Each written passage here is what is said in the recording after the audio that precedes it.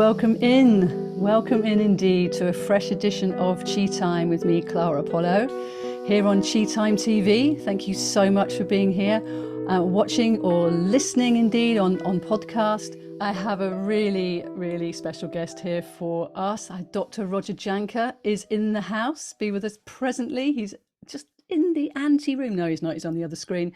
Let me just explain to you who he is if you don't know. Dr. Roger Jahnke is a doctor of traditional Chinese medicine. He was the chief of staff at the Health Action Integrative Medicine Clinic in Santa Barbara in California from 1982 to 2012. And he's currently the director of the Institute of the Integral Qigong and Tai Chi.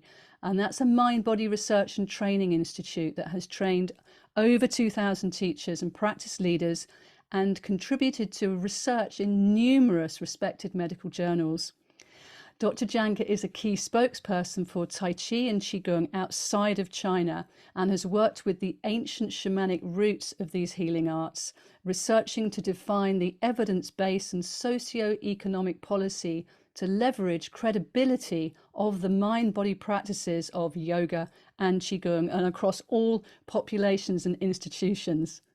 Internationally, I know this is so brilliant because we're going to be talking about breathwork, and he's got such a range of angles to come in, though he's deeply into his chi, as indeed am I.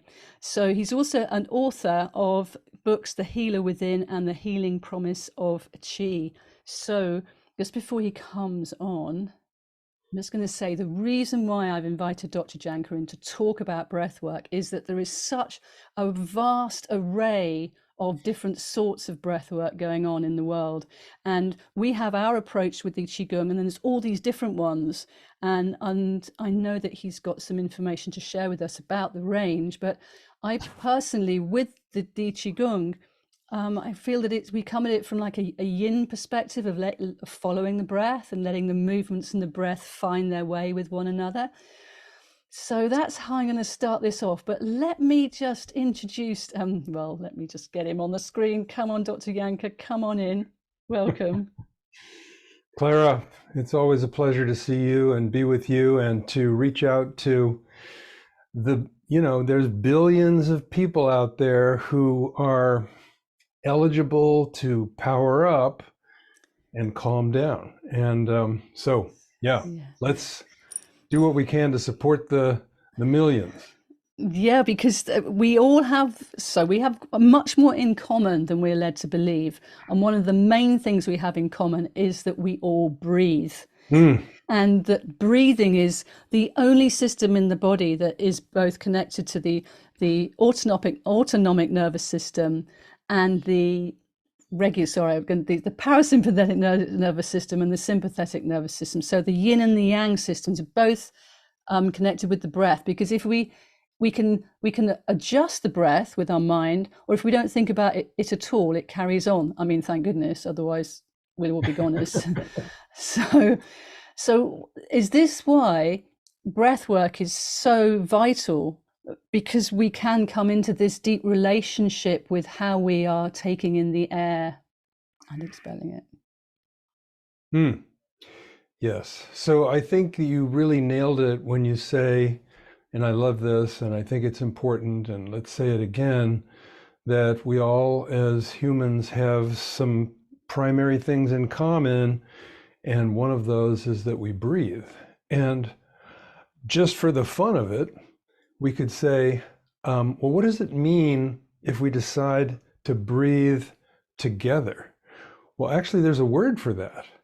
And the word for breathing together, like it or not, is conspire. And so we have the capacity as humans to join together in a conspiracy that is not a thumbs down, crazy conspiracy. It is a thumbs up superpower conspiracy that all people can join in with by simply just becoming more conscious of the breath, which then goes to turning on the medicine within and, oh my gosh, and all this other really cool stuff. So we can go in many directions with all of this. Where shall we go today. And thank you for all you do to support people in this way. And here we are now conspiring. Bless you. I just love that because you think of inspire and then we've got conspire. Brilliant. Thank you. Thank you. And also, thank you for that, reminding me that one of your very popular, well known sentences or phrases or memes, as they're called now, is that the most profound medicine is produced within us through the balance and the harmony of physiology, mind and spirit. And this is so key to the Qigong practice, isn't it? That when we come into that integration of these different elements of self, and of course, central to that is how we're breathing. Yeah, and just for fun, let me put this one out there, is that if you go to the research and look up things like breath practice, breath solutions to breath problems, breath practice for asthma, in that literature, for some reason, there's a relationship between Qigong and all the other kinds of breath practices. So if you look up breath practices, you get all these different kinds of breath practices. And if you look up research associated with that, you get all kinds of breath practices, not particularly just Qigong or pranayama, but even therapeutic practices that have been invented for different types of, for lowering blood pressure, for neutralizing asthma and so forth. And one of the most interesting kinds of research is research on the what are called inspiratory musculature, the inspiratory musculature. And it's interesting because we can breathe and stay alive. We call that survival breath, with hardly any effort whatsoever. And many people are alive and sustaining themselves, maybe not, shall we say, thriving, but surviving without using their inspiratory musculature. And so there's a whole therapeutic realm of strengthening the inspiratory muscle, which just is so cool because if we think about it, yes, of course, these muscles help us to breathe in, to inspire. But on the other hand, we have another definition for inspire.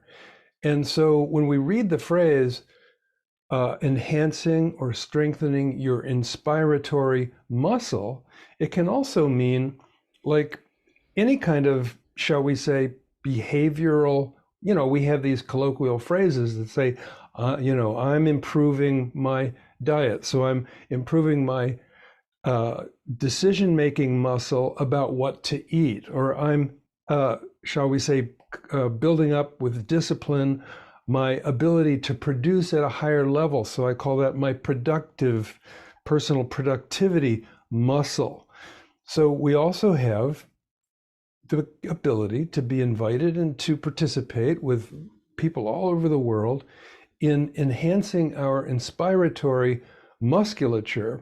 And what's really interesting about that, and we'll talk about using breath practice to put ourselves to sleep here in a little while, I'm sure, but one of the ways to test how strong your inspiratory muscles are is that when you're struggling to go back to sleep, can you actually muster the focus and intent to be able to deepen your breath for a while?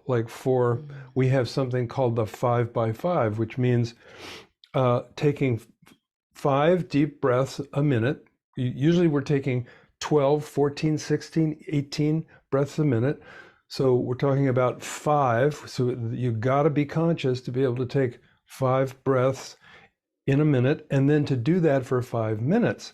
And, it's a magic formula for being able to put yourself back to sleep. But the point is that most people are not hooked in to their inspiratory musculature to the extent that even if they knew that using their breath could put them back to sleep, mostly people won't do it because they're just the connection between wanting to sleep and actually doing something with our breath is, deficient or under-exercised. Hey, that is such an interesting point, because if we're not used to using these muscles, so we're talking about what the diaphragm and the intercostal muscles, and just being aware of them, and you're mentioning this magic five. I've got to think about magic fivers, but let's not go down that pathway just here. But I would just like to bring up the 5 main breathwork practices that are really popular in the mainstream at the moment. And first one is circular breathing. So that kind of, the way that you don't stop, just keep going. But do you done in and out through the mouth, apparently, and breathing in with the mouth into the diaphragm and the chest, and exhaling. So you just keep with that circular breathing. So that's one. I think I might have 6 here. The magic 5s might have made 6, but let's just carry on, because here we have the second one is holotropic breath work. Are you aware of that one? Well, circular breath and holotropic breath are the same. Oh, there we go. That explains it. Thank you. You see, I'm here learning as well. I've just done research online, like we do. Then we get shamanic breath work, which I really hope you're going to talk to us about. I really would love to have a little chat about the air element and the metal element, if it's possible to fit this in to what we're talking about. This was both of those are obviously to do with, air is obviously to do with the lungs, but the metal element holds the energy of the lungs within it. Anyway, let's keep going with the most popular forms of breath work happening at the moment. There's the rebirthing breath work. Now, I have tried this. This is really intense, but it's quite phenomenal. And it was only right at the end that a big shift occurred. I was kind of getting quite anxious in a way, because I said at the beginning, my way of working with the breath is much more yin, and I found it quite, to keep going with this, not having any breaks between, and I felt quite anxious. But then right at the end, just as it come to the end, they were like, is she going to do anything or what? And then I noticed that my throat opened and I let out the highest note that I'd managed for such a long time, because I'd had silent reflux and it affected my larynx, and it really opened my voice again. And I really felt, that's what it's helped with, is shifting the stagnation that's been around my throat. So I know that that's a really important, useful one. The next most popular form of breath work at the moment, so according to Google, is transformational breath work. Now, I don't know about you, Dr. Roger, but I would think that all forms of breath work are pretty transformational, wouldn't you say? Yeah. I think, so far we're pretty close to still just one kind of basic breath, but back to you. Let's bring in Wim Hof then. The Wim Hof method, and he includes so periods of apnea, so that you are actually holding the breath at the end, a bit like the Soma breath method as well. And I actually did some study with this myself, because I love this. I'm not so much into the ice baths, though I quite like cold showers. But this holding the breath and going into the physiology and the biochemistry around what happens internally when you hold your breath, I found really fascinating, around how it helps to stimulate the stem cells. We can talk about that. But what I found was that I didn't know about after I'd done it a little while, as I got really bad tinnitus. So that's not so good for me. So that's really interesting that you were saying that they're mostly the same thing. But what I'm getting from this is there's one, if we split it in two, and we have the yin and the yang. We've already said that the Qigong approach is more yin and more working with the breath. And my teachers would always say to me, you don't want to force the breath, because that in itself can cause problems. And then on the other hand, you've got all these other methods, though I've missed out pranayama. Well, I'm just going to get rid of those notes because clearly they're not including everything we need. Um, and um, and I remember doing like the whole fire breath with pranayama and kind of getting the energy going, more yang. In fact, we've been discussing this in our One Chi meeting today. So I thank you to my colleagues there, because it was another very interesting discussion about these different angles and what is best for us, or is it different strokes, different folks, or what? What do you reckon? Well, let's yeah. So there's so many opinions, and when you go to Google and you say top 5 breath practices or top 10 breath practices, you're going to get the list of a person who's probably done some research online, and it's very likely that some of those approaches are really the same thing. And so rather than go down the line of particular breath methodologies with particular names, I'm particularly sort of opposed to this whole idea of naming something after a person, or even naming something after a business. Like, you named one, I won't rename it. But the point is that if you cook this all down into an archetypal foundation, what you end up with is 4 breaths. And we have a program called Breath Medicine, which is basically based on this concept. And I'll explain using the simplest terminology, which is to say, and this goes across all cultures. So Hawaiian kahunas, Celtic, the Druids, the Vikings, the Siberian shamans, the African, all the African tribes, all of the Native American tribes, all the South American tribes, the tribes of India who came up with pranayama, and the ancient shamanic tribes of China, which came up with qigong. Qi being translated from Chinese in many cases as breath. So in other words, qi, we like to think that qi is energy, but Chinese people who are translating Chinese words into English, when they come to some of them, when they come to the word qi and they translate that into English, they translate it as breath. So that's interesting, kind of like the breath of nature, or the breath of the cosmos, or the breath of God, which is then within us, as according to, when the Hawaiians say aloha, that's got everything to do with, I see you and I love you, and I breathe with you. Beautiful. All of these things are so beautiful. So point is that if you go into any one of these, say like the Druids, or the Native Americans, or even Chinese, what you find is that if you look closely at the breath method, whatever it is, it's going to be one of these 4 breaths. And so the first one is a 2-part breath. And so when we breathe in and breathe out, that is the 2-part breath. And of course, you can do a 2-part breath unconsciously all day long at a pace of around 16 to 20 breaths per minute. Or you can make the decision to slow things down to below 10 breaths a minute.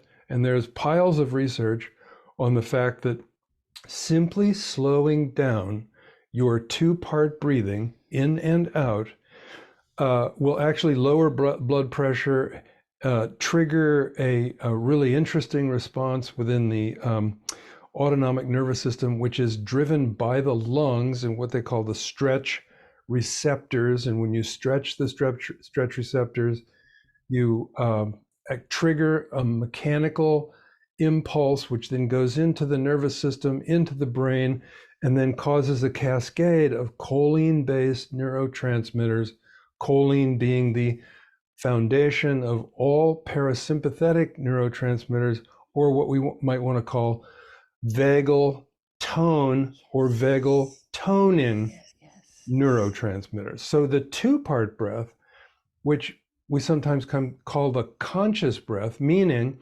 that you breathe in and out, but not at the habituated pace, but at a conscious, I decided I'm going to change the depth and pace of my breath pace.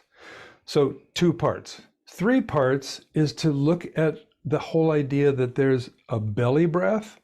And in yoga, when you went to a yoga class the first time, probably the yoga teacher said, oh, you know, everybody's breathing just with their chest. It's not good for you. Don't breathe with the chest, breathe with your belly. I actually disagree with that. We should consider learning to breathe both with the belly and the chest, and perhaps we'll explain why. And so what happens with the 3-part breath is belly first, chest second, exhale slowly third. 3-part breath. The 4-part breath is now when we start to hold the breath. Belly, chest, hold, exhale. Here we go. Belly, chest, hold. And we can hold for a long time or a kind of a long time. Let's just go exhale slowly now. So that's belly, chest, hold, exhale, 4 parts. And then the 5-part breath, one that a lot of people don't know too much about, and certainly one that hardly anybody likes to do, which is hold the breath out. So it's belly, chest, hold just for a moment, exhale slowly.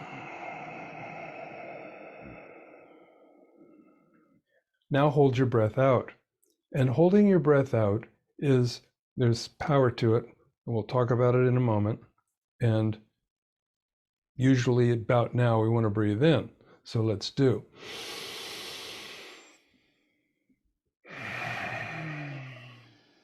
So 2 parts in and out,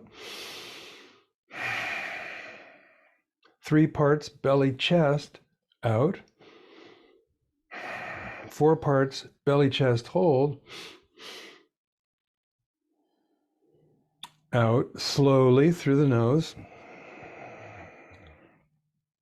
5 parts belly, chest, hold, out, and hold out. Now, just a couple of things to say about that. The first one is very soothing, requires consciousness. It's very soothing. Second one, the 3-part breath, the belly, chest, exhale slowly, that one requires some coordination that adds to our repertoire, personal repertoire of, shall we say, taking personal control of what are typically automatic processes. And when a person takes control of an automatic process, what that does is that it speaks to the fact that they will also be able to take control of other automatic processes. Like, for instance, you go to the refrigerator, you reach in and you grab garbage food. Why? Well, because it's habituated. What if you were able to develop the capacity to change automatic processes? Answer: you could make better decisions about everything. So then the 4-part breath, where you hold the breath in, what that does is that it affects these stretch receptors in the lungs. Remember, the stretch receptors send a message into the spine and then into the brain, triggering the release of choline-based neurotransmitters, which are the foundation of the medicine within, which is the parasympathetic or the vagal capacity to, shall we say, self-regulate and upregulate functionality across all the systems of the human body. Wow, that's powerful. And there's a second function that goes with the stretch receptors in the lungs, and that is what is called the receptors that are in the cardiovascular system inside the rib cage. And when you breathe in to your chest, this is why the chest breath is so powerful. You breathe into your chest,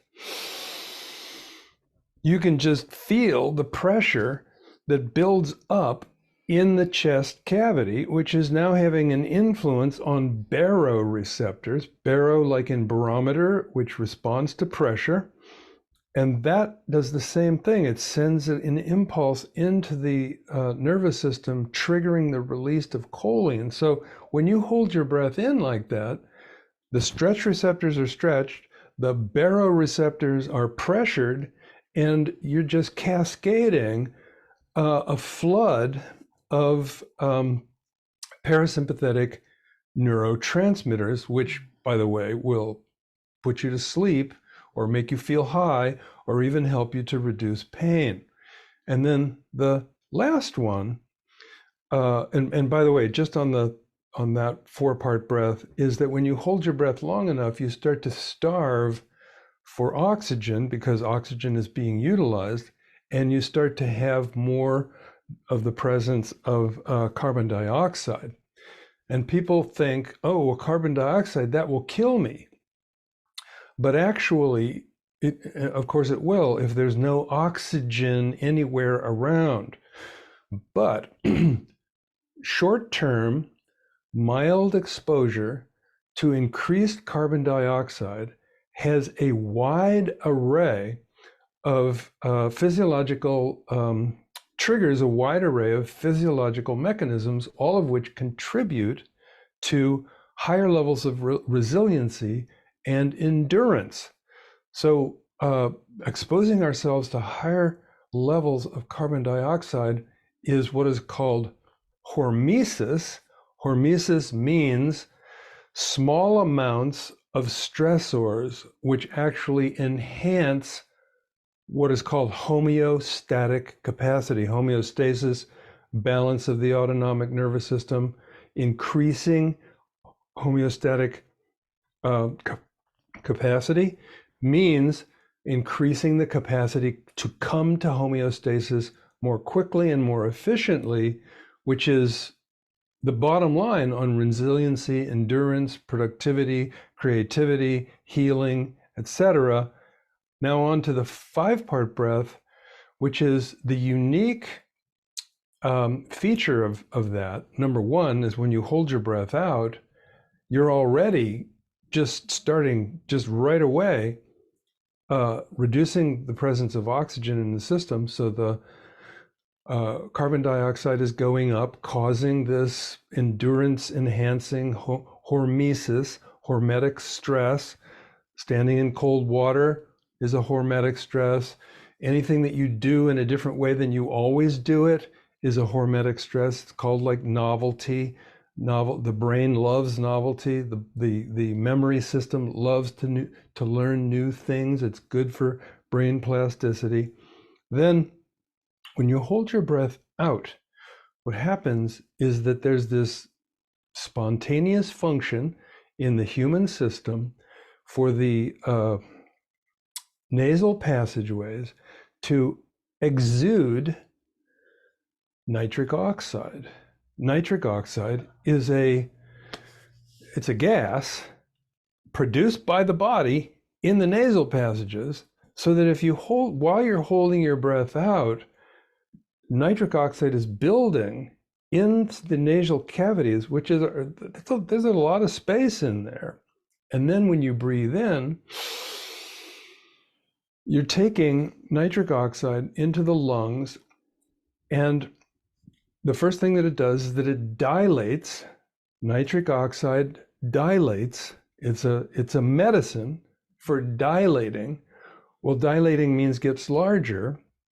So think of the blood system. If the blood system is tense and compressed, you have high blood pressure. If the blood system is dilated, then you still have the same amount of blood in a larger system, and so blood pressure goes down. In addition to that, it dilates the alveoli, which are the little pockets in the lungs. The lungs are not a balloon, they're a sponge. And when you dilate the little pockets in the lungs, which are called the alveoli, then when you take a deep breath in, you take in more. And most people will notice that if their first deep breath, when they decide to take a deep breath, is much less deep than the later deep breaths that we take, because when we do breath practice in purposeful sort of way, we tend to increase the nitric oxide, which is circulating into the lungs and dilating the alveoli, and then penetrating into the bloodstream and dilating the arteries and the veins, of course, and the capillaries. So, wow, that's the bottom line on every kind of breath practice from every kind of culture includes those 4 ways of breathing. And then we get things like, well, an alternate nostril is basically a 2-part breath. Bhastrika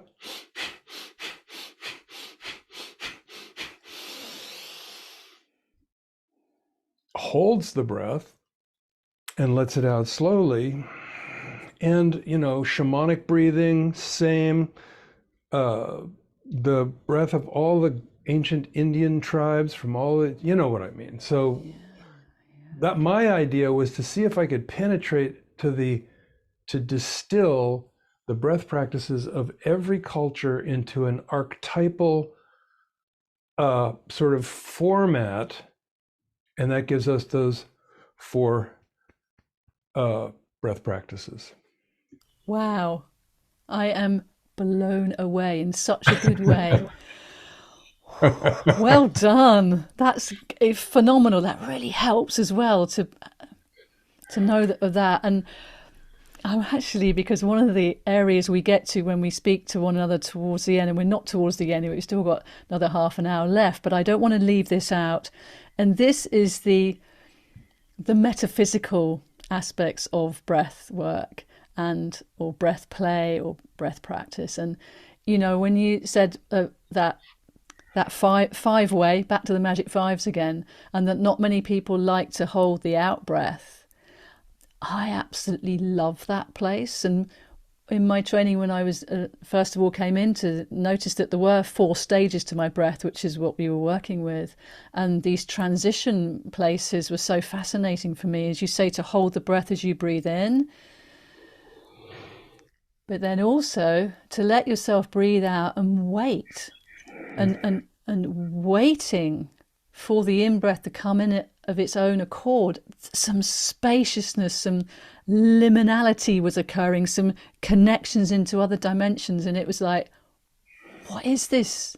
So I'm sure you have quite a lot you'd love to share with us about the metaphysical aspects of breath. Sure. Well, one of the things that I think is really fun to say is that when we do these kinds of practices in yoga, in qigong, in tai chi, what we notice is that when you deepen the breath, then there's less breaths per minute.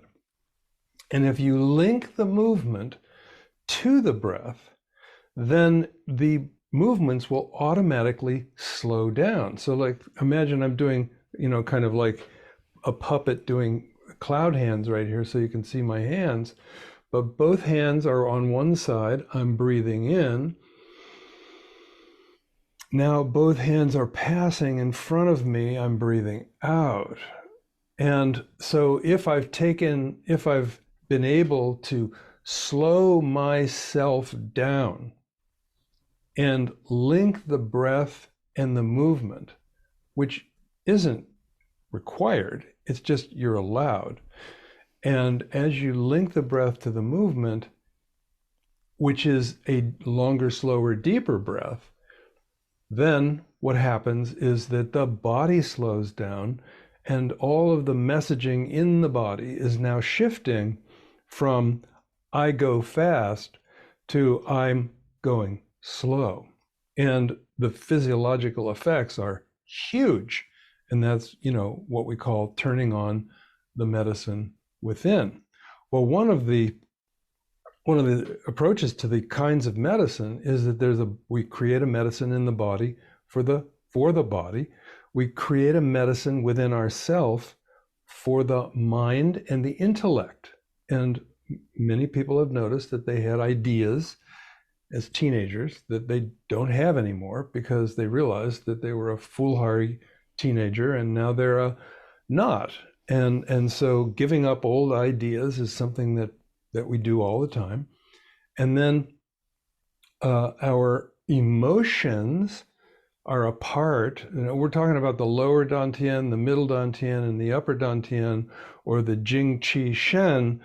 And when we get to the heart mind, which is the emotional self and the intellectual self, the whole concept of making a change in our emotional reactiveness and making a change in some of our closely held assumptions that we find to be false, that's incredibly powerful.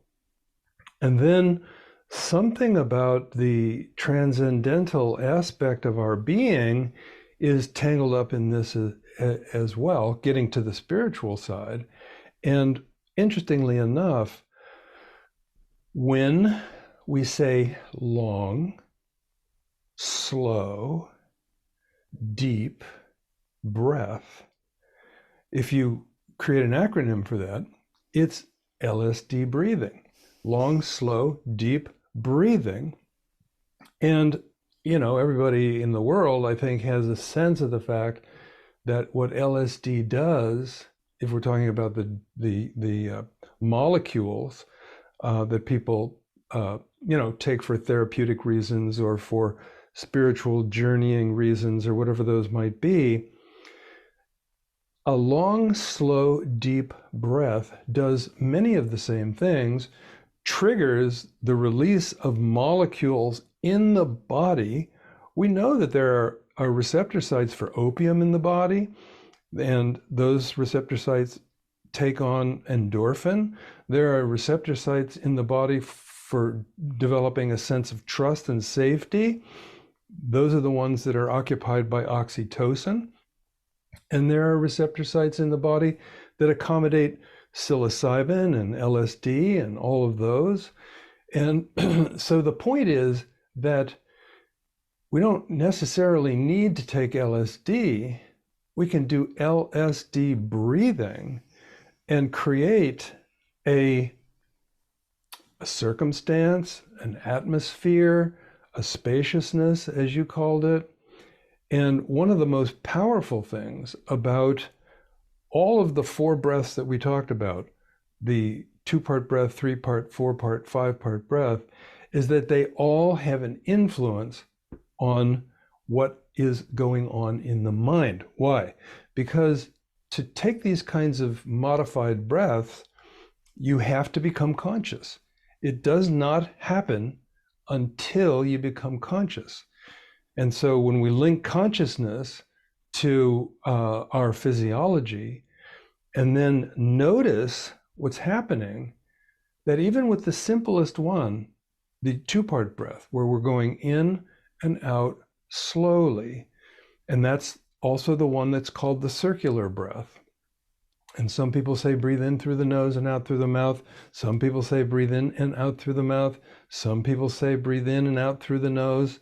And it doesn't matter. You're going to find your way. Every bit of this is an invitation for individuals, the people who are listening here and everybody else in the world, to understand that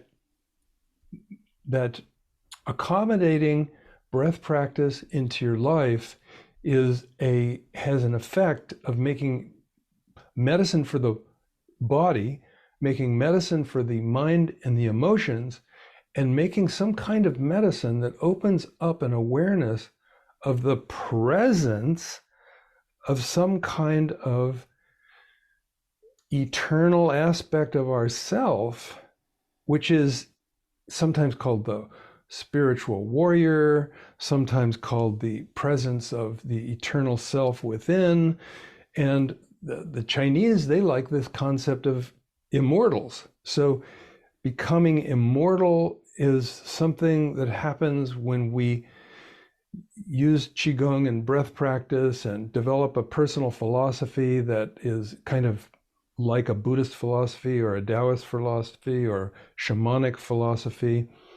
And so then we get to ask this question, and then we'll back to you, is it more important for me to make body medicine, or is it more important for me to take big doses of spiritual medicine? And body medicine helps us to be more enduring. It helps us to be able to feel some kind of value in managing our habituation, which is associated with the heart, the mind, and the intellect. And so eventually, through body practice and heart-mind practice, we end up having a spiritual experience. Or we can just say, this is all about the spirit. I'm going to start top down. And so I do these breath practices, find myself having this this conscious awareness of emptiness and the lack of concerns and considerations, which spontaneously takes us to presence.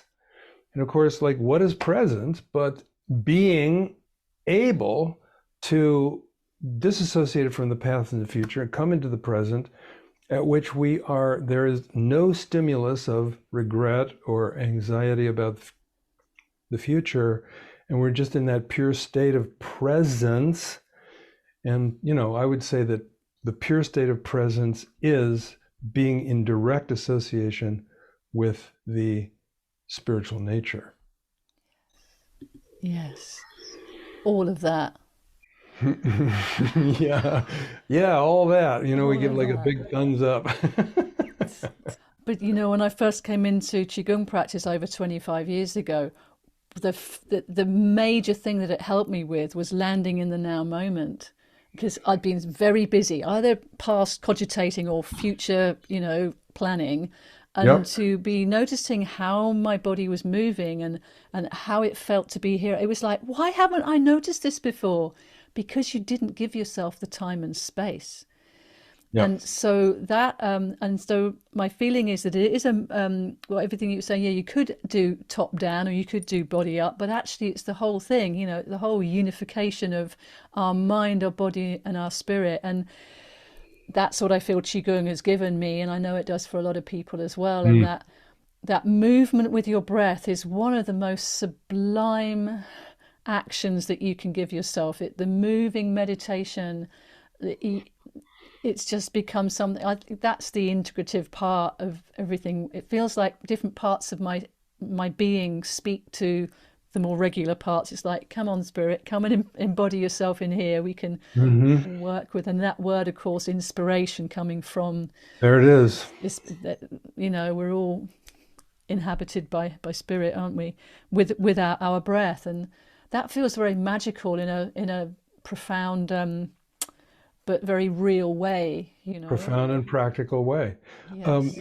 I just got back from Hawaii, which is where I studied Chinese medicine back in the 70s. And one of the things that I just could never forget from my teacher there, who was someone who was associated with what's called the school of the celestial masters, or the school of the celestial teachers.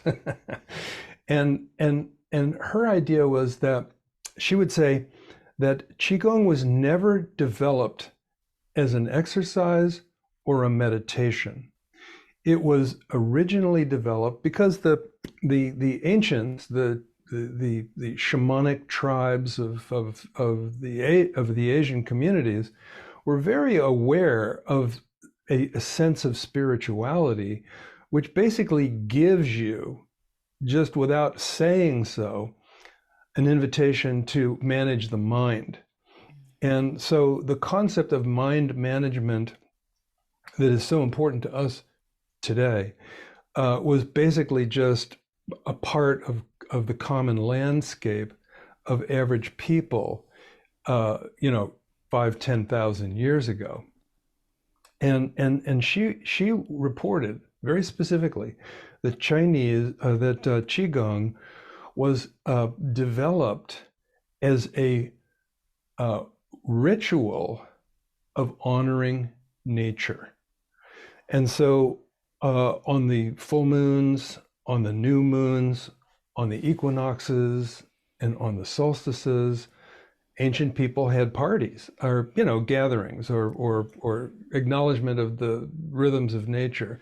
So that's 4 parties, 2 solstices and 2 equinoxes, and then there's 12 full moons and 12 new moons. So that's 24 moon things, and so 24 plus 4 is 28. So that's basically 28 invitations to celebrate our relationship with nature. And average people would say, well, why would you do that? I mean, we just lost touch with all of that. But of course, they didn't have strip malls, they didn't have movies, they didn't have iPhones.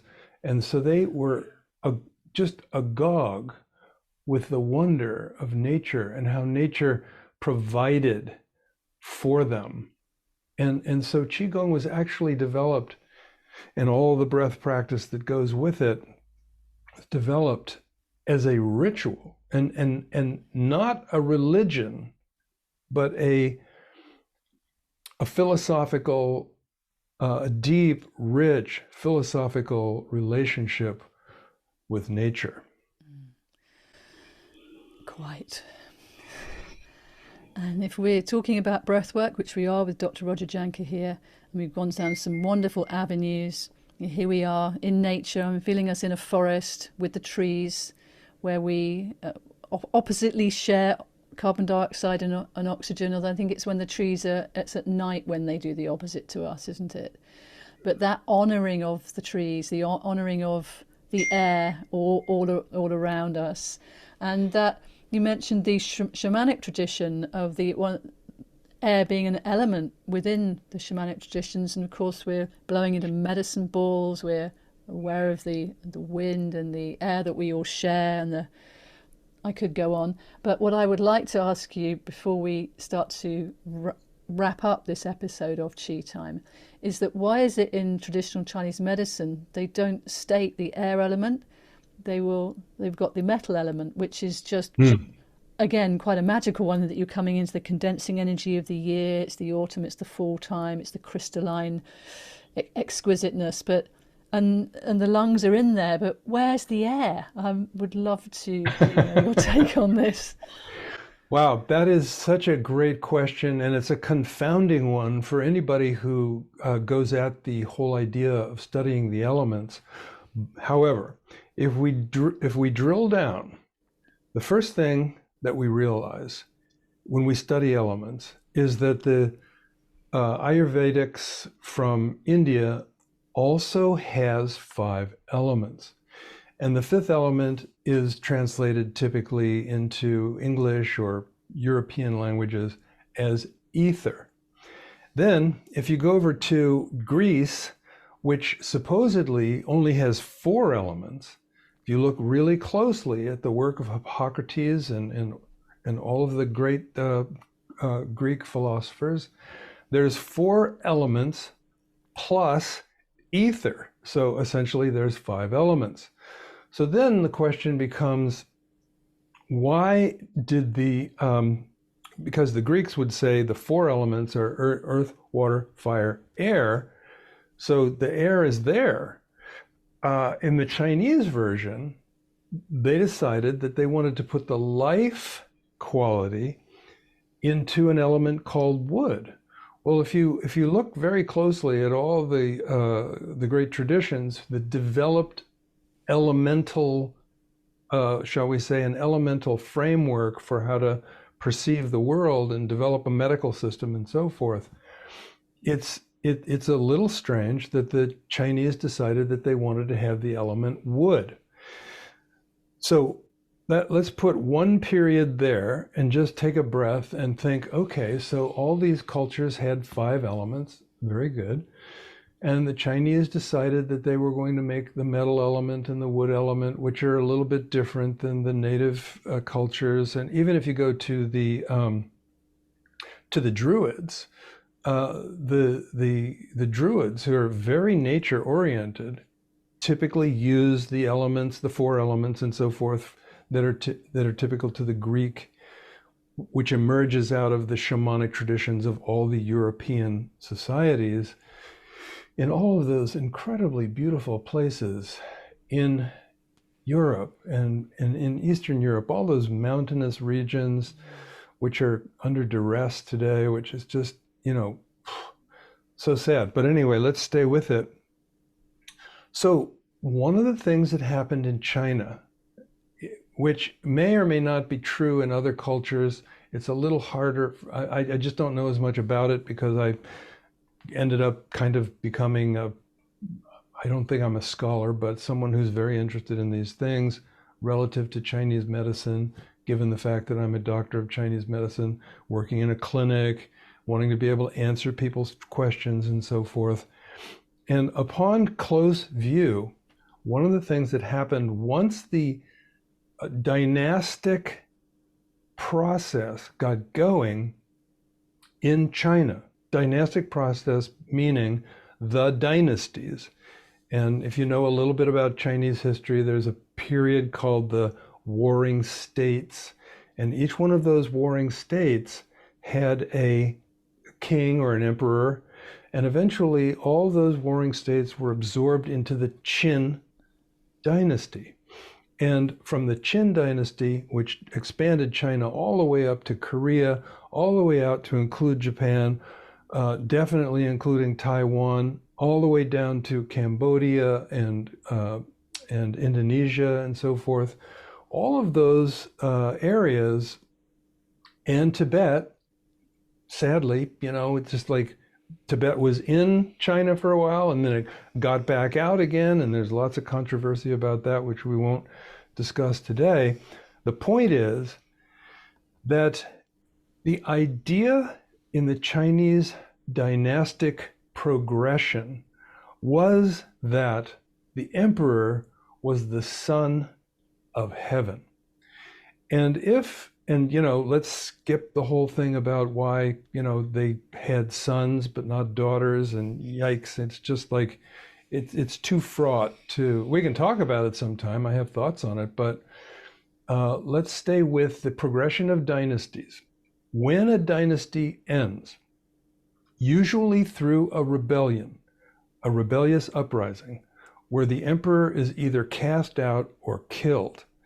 It's kind of like when here in America, we have something called the Republicans, and then there's some other characters called the Democrats. And for all kinds of stupid reasons, America only has two parties. And so when one party replaces the other party, what happens is that a lot changes. And the people who are working in the what we call the palace here in America, which is called the White House, if the Democrats take over the Republicans, then the Republicans leave the White House and the Democrats come in, and they make lots of changes. Well, the same thing happened in China when dynasties changed. And one of the things that would happen as a part of that is that they would replace really important things. Like, for instance, the calligraphy that was used to draw the Chinese characters would change. The script would change to reflect the fact that there's a new son of heaven. Other things that would change is that the emperor's physician would leave and a new physician would come in. And to be able to make the world look like the new son of heaven would live forever or reign forever, or at least the family of the son of heaven would be continued by the son of the emperor becoming the new emperor, they would have to change even the system of medicine. And I've studied this deeply, and it's a really complex puzzle. But the point that I'm trying to make now is that as dynasties change, key foundational features of the world view change to reflect the new politic, shall we say. And so at one point, because originally all cultures have 4 directions, all cultures have a medicine wheel, all cultures stand in the middle of the wheel and face in the directions, or they stand at the directions and face into the middle of the wheel. That wheel does not have 5 pieces to it. It has 4 pieces to it. And so those 4 pieces are always associated, no matter what culture, with earth, water, fire, and air. So, personal view, and I know that a lot of people get very upset about the fact that the concept of 5 elements in Chinese medicine are, so critically important. And I'll just tell you that as a doctor of Chinese medicine, I never found that to be true. I found it to be interesting, and I learned how to do 5 elements acupuncture and all of that, but I never felt like 5 elements acupuncture was more interesting than 3 treasures acupuncture, or 6 divisions acupuncture, or 8 conditions acupuncture, or 12 channels acupuncture. They're all quite profound. And so for me personally, and this is just for me, I don't really think that this metal element thing is that real. It's not any more real than 4 elements. And then which element do you put in the center? I would put the, instead of putting the earth at the center, which the Chinese did, I would put the ether at the center. Now, that's the activating force of every season. But different cultures do things in different ways. They arrive at their conclusions in different ways. We then come in as latter day critiques and, have our idea about how they could have done it or should have done it. But to answer your question, the metal element is a latter day development that I believe was generated through the shift of political power and had nothing to do, or very little to do, with the actuality of nature. And then you could say, well, but I went to a 5-element acupuncture and acupuncture worked for me. Well, you could also say I went to a 3 treasures acupuncturist and that worked for me, or a 12 channels acupuncturist and that worked for me. Then we get to ask this question, can you just do any kind of acupuncture and get a benefit? And I actually think the answer is yes. So I'll leave it there. I know it's kind of deconstructive. Well, I love that. I had no idea that that's where you were going to take us. And I thank you so much, because it's really helped me to deepen my understanding, because in my heart, I felt those 4 directions I do, and the air needs to come between wood and fire. Otherwise, there's no combustion. And I do remember in my training being told that the 5-element theory is just a theory. And you've just qualified that as well to say it's very interesting and there's a lot to be learnt from it, but it's not the only theory. Whoa, Dr. Roger Jahnke, thank you so much for being part of Chi Time. One more thing. Yeah. Check this out. The lungs in Chinese medicine, the lungs, it says right at the top of the paragraph of everything else about the lungs, it says the lungs rule the body water. What the hell is that?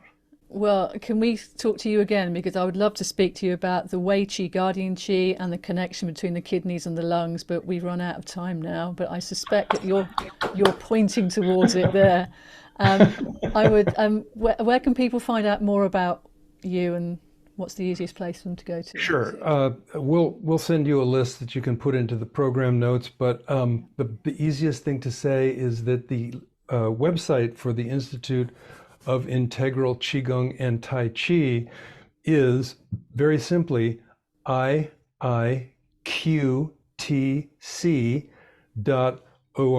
iiqtc.org.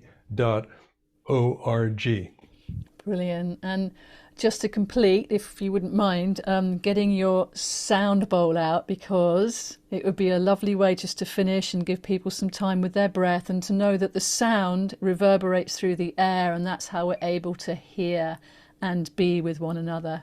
So would you like to play us out? Let's do a quick test. Does this sound okay?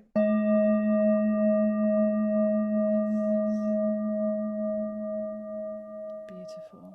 All right, so big, deep, slow, relaxed breaths, LSD breathing. One nice long one.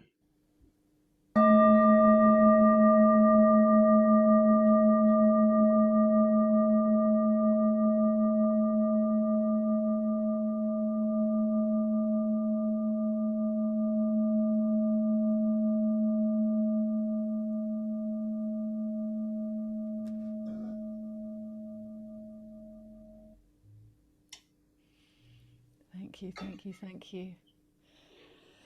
What a pleasure. Thank you for creating this atmosphere for people to learn in. And, we don't know how the humans are going to do with all of this. But what we do know is that there's plenty that any one human can do. And, if everybody does that, then we won't have to figure out how to have everybody do anything because they'll already be doing it. Yes, self-responsibility and coming into your breath, people. It's as easy as that, and we're here to help. And thank you so much. I've learnt so much from being in your presence here, and I'm so glad we've recorded it because we'll be listening again and sharing it with as many people as I can. So once again, thank you so much. Blessings indeed. Blessings. Wish you well. To you too. Speak soon. Thank you, thank you.